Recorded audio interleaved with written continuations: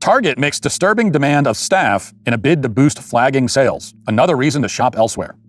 Disturbing demands. That sounds scary, doesn't it? If you shop at Target at all, you probably want to know as a customer that they're making disturbing demands of their employees. I don't like that. If I was shopping at a place, I don't really shop at Target. But if I did, I wouldn't want to. I wouldn't want to shop there and approve of that. You're making disturbing demands. So let's read on. Let's find out what these disturbing demands are. I mean, the mind, you conjure all kinds of possibilities of what these demands could be. Well, reading on, 'tis the season to be jolly, especially if you work at Target.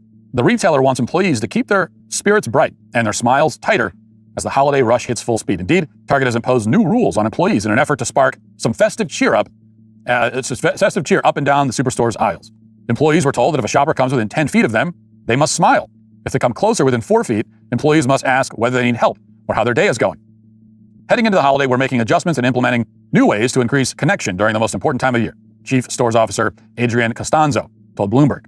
The guidance is part of Target's new initiative, internally dubbed the 10-4 program, to make its stores more welcoming. While Target has always encouraged workers to be outgoing and kind, it has never mandated this before. Response to the news online has been critical. Nothing boosts morale like a mandatory happiness. Next update, employees must giggle when scanning items. Another wrote, they did just fire a ton of employees and now they want them to smile about it? One ex-user said it's a recession indicator. And another said, this just gives me another reason to shop elsewhere. And then someone else said it was disturbing. So this is what people are upset about. So the disturbing demand is that the employees must be nice to the customers. That's the disturbing demand. The disturbing demand is that they smile and say hi to the customers who come in the door. So disturbing. I mean, that is disturbing. So you mean if I'm an employee of Target, you want me to do the bare minimum of my job? You want me to do the absolute bare minimum? You want me to do it's like not even doing anything. You want the smallest possible effort from me? You mean you want me to refrain from making the customers feel actively unwelcome when they walk into the store? That's what you want? Oh, that's disturbing. I'm disturbed by that. Bare minimum? That's so disturbing. No one's ever asked me to do anything at all before. You're saying that there's like the slightest obligation at all that comes with this job?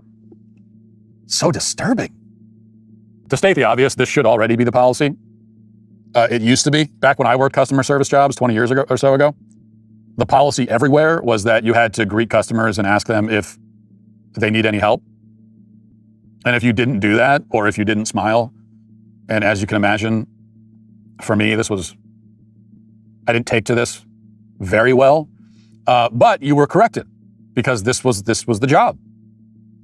And now I go into these places, I walk around, and any of these like retail places, not greeted by any employees.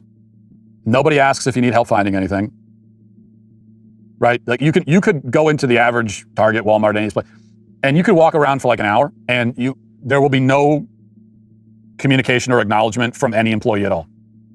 Except maybe they sneer at you like they don't even want you there. Now, there are caveats. First of all, I know when I say this, you might say, well, you're Matt Walsh, and they're not nice to you because you're Matt Walsh and they hate you.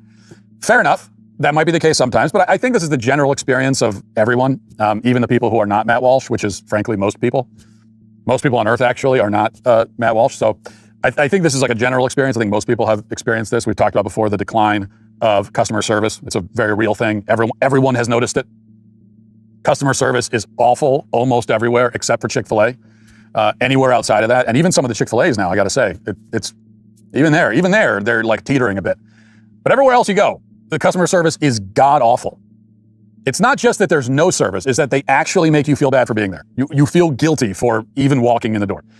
And, but yeah, there is that. And also, I will also admit that if I was walking around the store and I did need help finding something, which I often do, and someone did ask me, I would still say, no, I'm good. And then I would walk around and wander aimlessly for another 45 minutes.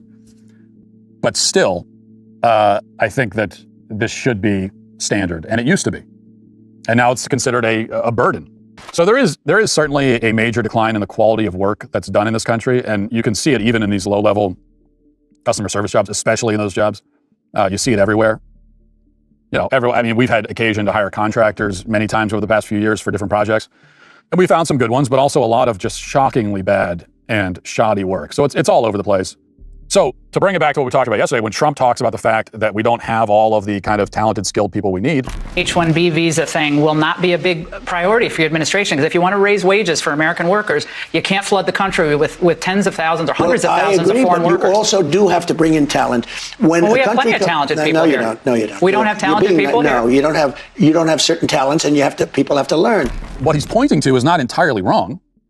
And we all know that. We all talk about that. Just when you go around in the country, it feels like the work being done is really bad a lot of the times. So we all notice that. There's been a collapse of standards in this country. There's no doubt about it. And it's so bad now that when you hire someone to work customer service and you expect them to smile, it's considered some kind of onerous demand upon them. But where Trump is wrong is in the prescription. So we're not going to solve the problem by bringing in foreigners with H-1Bs. We're not going to solve the problem with mass migration. We're not going to solve the problem with illegal immigration. In fact, that's part of what's causing the problem with the collapse of standards, particularly when it comes to contractors and that sort of thing. No, you need to train up our own people. As I said, raise the standards in this country among our own people and for our own people. Okay, that's how you solve it. You don't solve it by bringing in cheap labor that's oftentimes even worse in every respect